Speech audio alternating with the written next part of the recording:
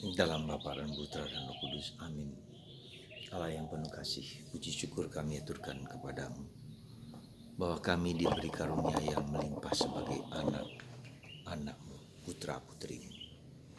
Dengan dibaptis kami disatukan dengan baptisan Yesus. Dengan dibaptis kami diberi karunia Roh Kudus. Dengan dibaptis kami menerima cinta Allah kepada kami seperti Allah mencintai putranya Yesus. Semoga rahmat baptisan ini kami hayati, kami jalani, kami wujudkan dalam kehidupan kami sehari-hari. Terpujilah namamu kini dan sepanjang segala masa. Amin.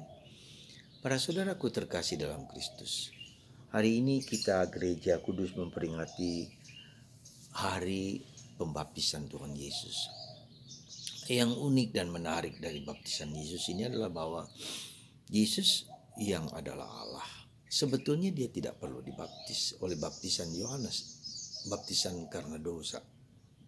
Tapi Yesus justru mengizinkan, bahkan meminta Yohanes sendiri untuk membaptis dia. Dan ini menjadi sesuatu yang kita sadari sebagai sesuatu yang luar biasa, karena Yesus mau solider dengan keberdosaan kita.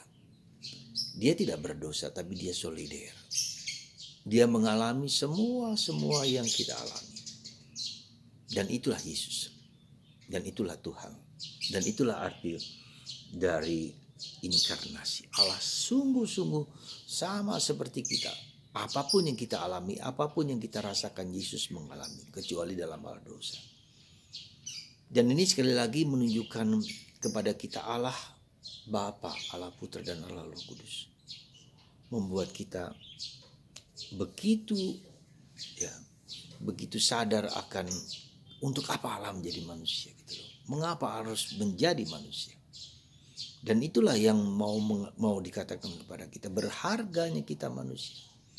Tuhan menganggap kita sebagai bukan hanya ciptaan, tetapi sebagai anak, sebagai putra. Inilah ya saudaraku terkasih makna dari baptisan Yesus.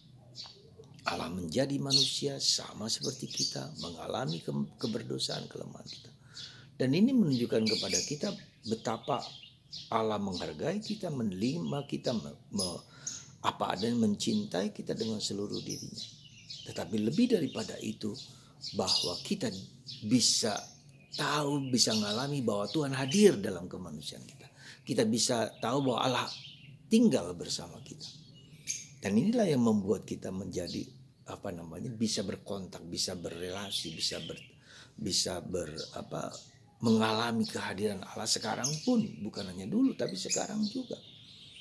Jadi para saudaraku terkasih, betapa kita bersyukur dan berterima kasih. Terima kasih Tuhan Yesus.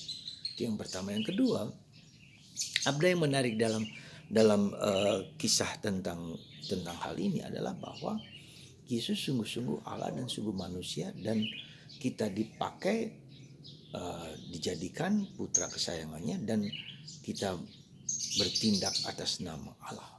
Ya. Dan kita tidak menjadi perlu takut karena kita mempunyai penolong yang tinggal bersama kita, yang hidup bersama kita, yang bisa kita mintai tolong. Ya.